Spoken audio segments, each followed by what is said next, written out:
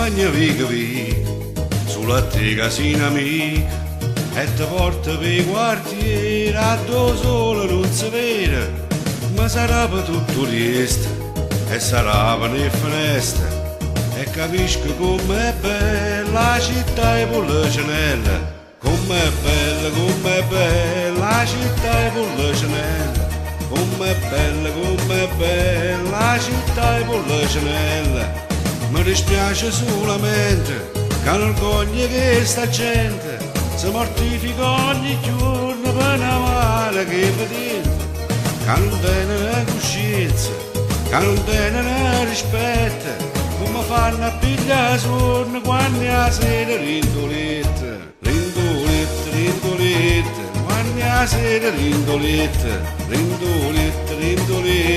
quando la sera rindoletta, mo te porta a Marcellino, sembra che non tiene fretta, verso le 5 la mattina quando il traffico permette, che permesse tutte cose, no perché di non diritti, ma perché se è sempre fatta è soltanto per dispietta, è soltanto per dispietta,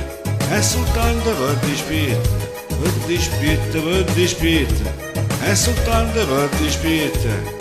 Mi dispiace solamente che l'orgoglio che sta gente si mortifica ogni giorno e noi ci mettiamo scorno e nessuno può fare niente, ci su gamma caramella, come dolce e come bella la città e per la cenella, come bella la città e per la cenella, come dolce, come bella la città e per la cenella.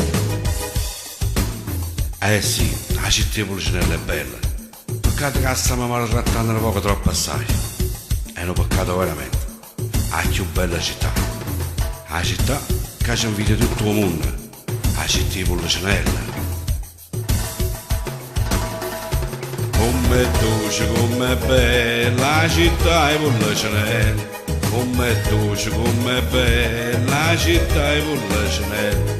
E che sono musicante e mi sento fortunata, canta e suona e canta che sta bella serenata, e perché sono innamorata, perché forse ci sono nata, ma vedete com'è bella la città di Pulcinella, com'è bella la città di Pulcinella, com'è bella la città di Pulcinella, com'è bella la città di Pulcinella, com'è bella la città di Pulcinella.